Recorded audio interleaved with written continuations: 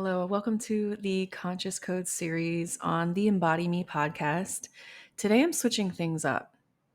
One, because it's the new year, and two, because my higher self has been telling me to move into this direction for a while now. So I'm listening. And ever since I listened, I've noticed that I'm getting amazing results. And I'm going to continue to go in this direction, which is branding and marketing using human design as your messaging guide to make sure that you are embodying all of your authentic self in your brand, in your business, so that you have a brand that actually feels like you on a soul level. And so that you show up in your brand, in your business, in your most authentic form, and therefore attracting and magnetizing all of the aligned people, opportunities, and desires to you simply by being all of who you are and repelling those who are not meant to work with you from you to ensure that you are not attracting people who are not aligned with you while you are embodying your full authentic frequency. You are naturally magnetizing every aligned desire, opportunity, and person to you. It's like you don't even have to manifest anymore because everything that is meant for you will come to you when you are embodying all of who you truly are, the authentic version of you. And then creating a brand and a business based on exactly who you are on a soul level, making sure that you are attracting the right people to whatever it is that you're creating. So that's what you're going to be seeing from me on this podcast, on my Instagram, my TikTok. Actually, my TikTok's kind of like random. So if you catch me over there, there's a lot of other stuff that I include, but all of my material, all of my messaging, everything is going to be geared towards conscious creators who want to create a business and brand based on their human design, based on their authentic self, based on their soul blueprint. So stay tuned for that. I am creating a program. It will be a group program about creating a brand that feels like you. It's called the Soul Embodied Brand, and that will be coming up soon. I will be making a wait list for it, so that'll probably be in the next episodes. Stay tuned for that. And then, of course, with the Conscious Code series, I'm going to go a lot deeper into how you can use each human design gate in your brand, in your business, how you can use your gifts in your business if you have each gate active in your chart. So, another thing I have to mention is that I got a little carried away last time I was recording and completely forgot to record gate 58, which is what I'm doing today in this episode. I recorded gate 38 instead of gate 58, and I didn't realize it until, I basically got ahead of myself because gate 38 is obviously the next gate. But yeah, just to kind of give you guys a heads up, that's what happened. Okay, so let's get into gate 58. Gate 58 is the Seeker of Bliss, and it's referred to the gate of vitality, the gate of aliveness, or the gate of joy in human design. And it is in the root center, and it's going towards the spleen through the channel of judgment via gate 18. In the gene keys, it's referred to as from stress to bliss. And the shadow is dissatisfaction, which stirs internal turmoil and unease, provoking a relentless quest for external sources of joy, which often leads to further stress and discontent. So you're just constantly feeling dissatisfied in life because you're seeking joy and you can't find it. So in the repressive nature, where you are more introverted, this can show up as not having any type of feeling whatsoever. You'd end your own existence because of your dissatisfaction with nature. You only have the ability to react to it. There is no repressive nature to this specific gate. It's saying that there's only a reactive nature, because if you repress this dissatisfaction or this discontentment, then you no longer are even living. The reactive nature is interfering, which expresses itself through interfering with the natural flow of nature. So we occasionally taste the experience of joy, and then we crave it, and then we're constantly trying to recreate it by interfering with life. Now, if you know anybody that has addictions to any type of substance, this really reminds me in the shadow aspect of an addictive personality, where you get that hit, you experience that high dopamine that the drug of choice provides to you, and when it goes away, you're constantly seeking it, and you will do anything, uh, things that aren't so moral, in order to feel that again.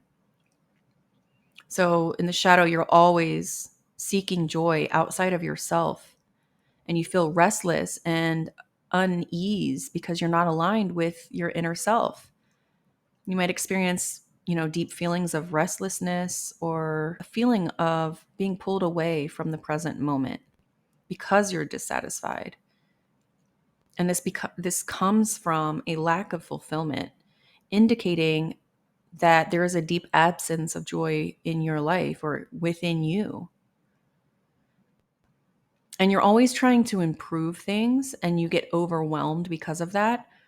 It's like your mind can become obsessed with self-improvement, and you're constantly seeking ways to find joy, which can paradoxically move you further away from it. It reminds me of the tug and pull of manifestation, or desperation. Anytime we're desperate for something, we only push it further away from us.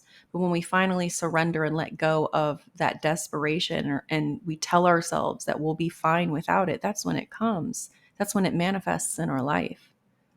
In the shadow, you also become overly focused on a perfect future. And it's based on the belief that certain actions or achievements will bring happiness. And this keeps you from experiencing joy in the present moment now.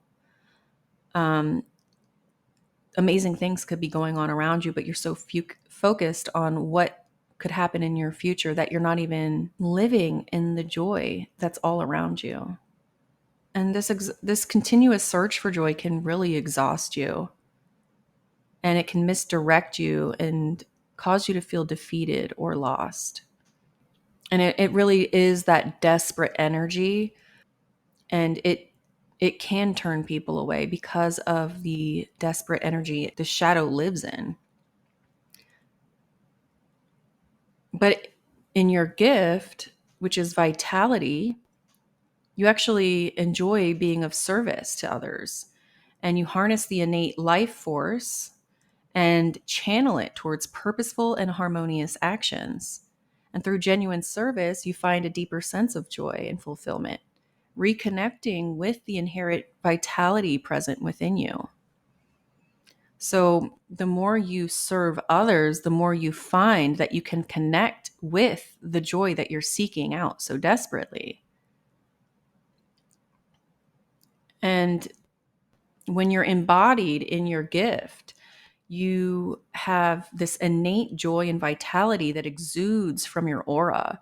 And it's like a natural zest for life. You embrace every moment with enthusiasm and positivity, and that joy is contagious. You actually uplift others around you when you're in this state of being. And you serve others from a place of authenticity. Your drive to serve doesn't come from a place of ego or obligation, but from a genuine desire to uplift and contribute to the greater good, which obviously, when what you put out into the world, you receive more of. So if you're delivering joy to others, serving others from a heart filled with joy, you're going to receive that joy in return. And you're resilient, and you trust in life. You trust life's processes. You know that challenges and windfalls are just, things that you'll eventually get over. You know how to navigate life's ups and downs with grace. And you possess the capability to channel your joy and vitality into mastering skills and crafts, refining them through joyful practice and repetition. And you're very empowered in the present moment in your gift because you recognize that the future is not something that is in your control. So you make the decision to thrive in the present moment, which leads you to a quieter mind and a deeper harmony with your surroundings. And then you know how to celebrate life. You know how to balance between receiving and giving, and you enjoy the dance of life, the ebb and flow of things, and then celebrating every experience, big or small, is very important to you. It feeds the loop of joy that lives within you. And in your gift, you are a catalyst for energetic flow because your presence and efforts can trigger increased energy flow, especially coming from the pressure of the root center. Um, you know, it, you have the capacity to heal or structure or enhance the efficacy of the systems and ventures that you're a part of. And through your quest to seek joy in your gift aspect, you actually cultivate this inner stillness and presence, which draws deeper and deeper into the present moment, radiating that bliss and that joy that lives within you. And of course, in your highest state of frequency, the Siddhic state, it is bliss in the gene keys. And it states here that this transcends the limitations of mind and external distractions, immersing one in a state of boundless ecstasy, which arises from the deep presence where awareness is universally unfocused and pure joy radiates effortlessly. So you're literally in a state of pure bliss, regardless of what is going on around you. This gate is in the Capricorn and Sagittarius cusp in tropical astrology, but in Vedic astrology, it is in the Sagittarius sign. And I really do feel like it has the Sagittarius quality because I always felt like Sagittarius is this really happy-go-lucky sign that is always seeking higher, ground or higher understanding or truth, and of course, seeking joy. So this makes a lot of sense to me that you go from complete unfulfillment to bliss in the present moment.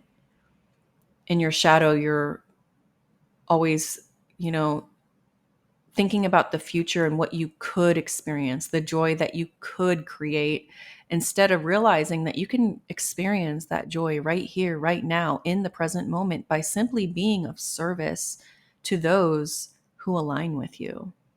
So you can ask yourself, what can you do today to be more of service in order to bring more of that joy into your system so that you can feed that loop of joy within you? So here are some contemplative questions that you can ask yourself. How dependent on outside things am I to experience joy and happiness? How much am I looking outside of myself in order to feel joy? And how can I make space in my life to experience the full range of emotions so that the joy becomes that much sweeter? And in what ways can I cultivate joy and happiness with my thoughts, beliefs, intentional feelings, and actions? And here are some tips that you can use to further embody the gift of joy and bliss and embrace the shadow of dissatisfaction. The first one is to recognize that your feelings of dissatisfaction can be a catalyst for growth. Use them as a prompt to explore areas of your life that may need attention or change. Surround yourself with positive influences and environments because joy is often contagious. So being around others who exude happiness can help uplift your own spirits. And explore avenues of service that align with your passions. Helping others can be a direct path to experiencing joy and vitality in your own life. And I have a couple clients that actually have this as their conscious sun, and it really does describe exactly who they are as people. And it's such a beautiful gate. So happy to be able to share the energies of this gate with you. And until the next time the sun transits into the next human design gate, love you guys.